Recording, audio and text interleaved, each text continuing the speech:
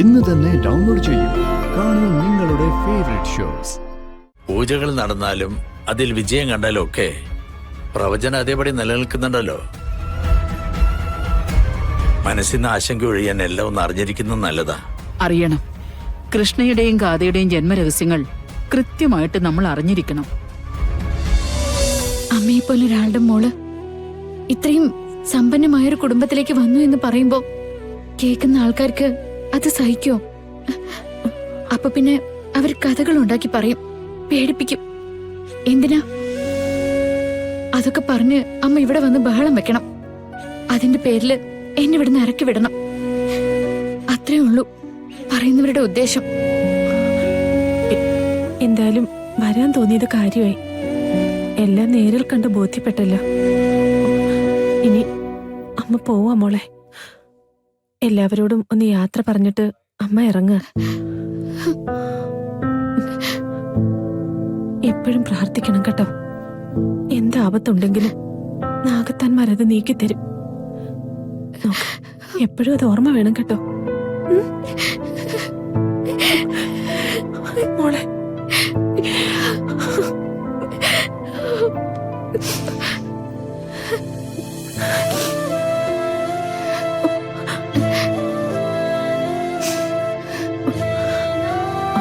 കൂടുതൽ നേരം മാറി നിന്നാലേ അവർക്ക് ആർക്കെങ്കിലും എന്തെങ്കിലും സംശയം തോന്നും. മോള് വാ.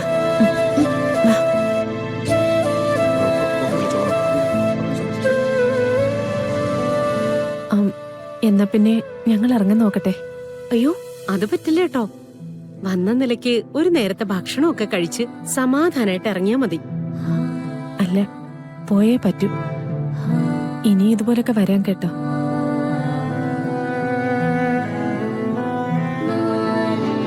മോൻ മോളെയും കൂട്ടി അമ്മയുടെ അടുത്തേക്ക് വരുവോ? ഗോപാലന്റെ ചെറിയ വീട്ടിലെ അമ്മ നിൽക്കുന്നേ.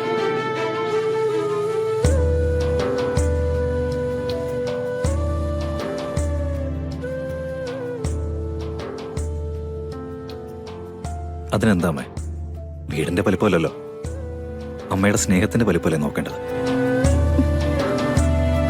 ഞങ്ങൾ രണ്ടുപേരും എന്തായാലും അമ്മയെ കാണാൻ വരും. അമ്മ ഇനി മുതല് ഗാഥയുടെ മാത്രം വളർത്തമേയല്ല, എന്റെയും കൂടി അമ്മയെ.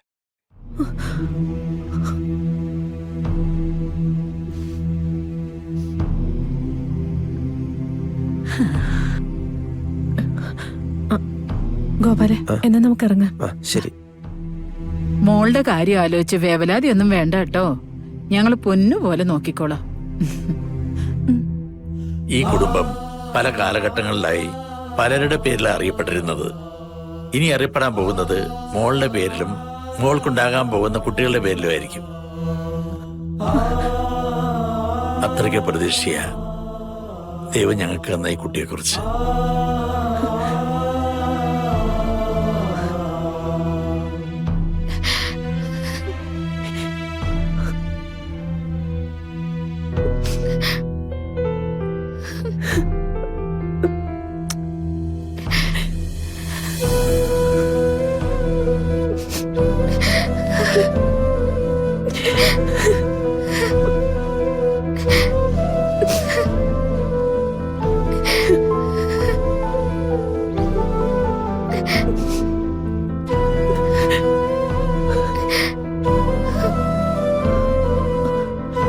എന്നാ ഞങ്ങൾ ഇറങ്ങട്ടെ.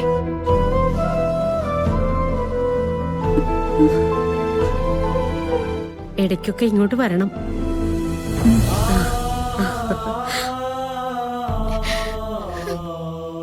ഗോപാല, നമുക്കിറങ്ങാം.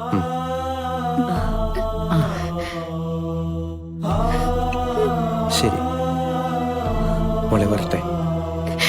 ശരി.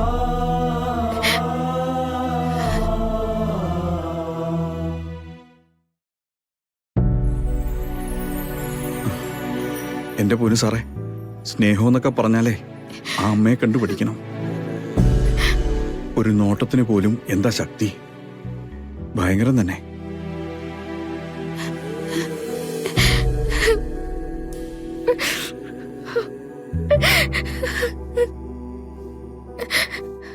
ഭാഗ്യവതിയാ മോളെ നീ. നിന്നോട് അടുക്കുന്നവരും ഭാഗ്യമുള്ളവരാ.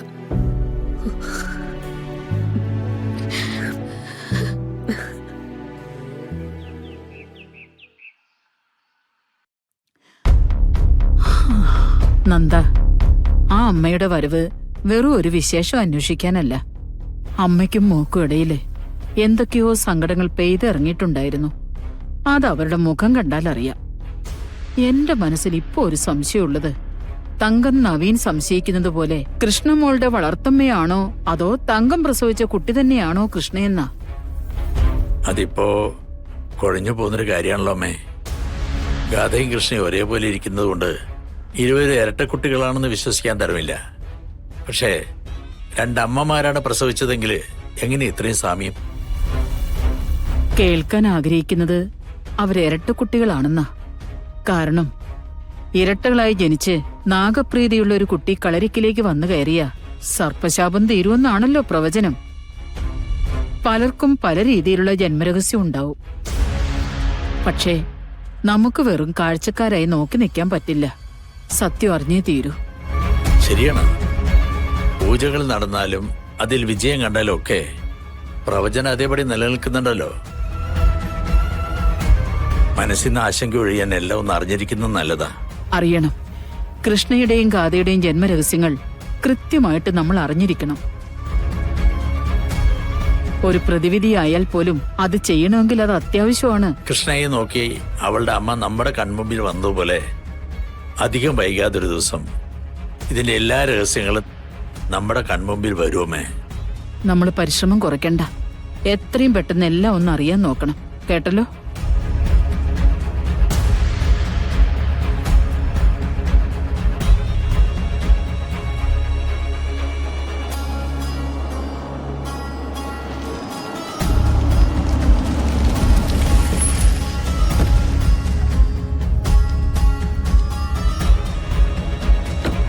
അമ്മ,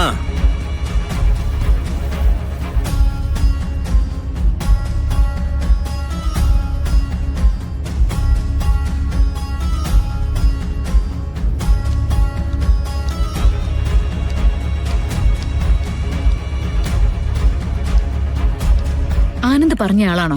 ആമ്മ, ആനന്ദ് എന്താ പറഞ്ഞ? മാഡത്തേക്ക് ഏതോ தேவைப்படுன்னு சொன்னேன். അന്ന കറക്റ്റ് சொல்லல. നിങ്ങളുടെ കയ്യില് പാമ്പില്ലേ?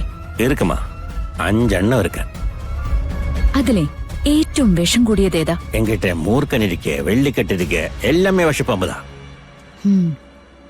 എന്നമ്മാ, உங்களுக்கு ഫോട്ടോ പിടിക്കണമാ? ഫോട്ടോ പിടിക്കാനൊന്നുമല്ല, എനിക്ക് ഒരാളെ കൊല്ലണം. എന്നാ? ഒരാളെ കൊല്ലണം. அது முடியாதுமா. எனக்கு அந்த மாதிரி பிசினஸ் ஒன்றும் கிடையாது. சும்மா தெருவு போய் பாம்பே காட்டியா சில்லறை கிடைக்கும், அது ஓகே. ஆனா ഒരാളെ കൊല പண்றது അത് முடியாதம்மா. തനിക്ക് ഞാൻ തരാൻ പോകുന്ന കൂലി എത്രയാണെന്നറിയോ? 3 ലക്ഷം രൂപയാ. എവ്വളോ? 3 lakhs.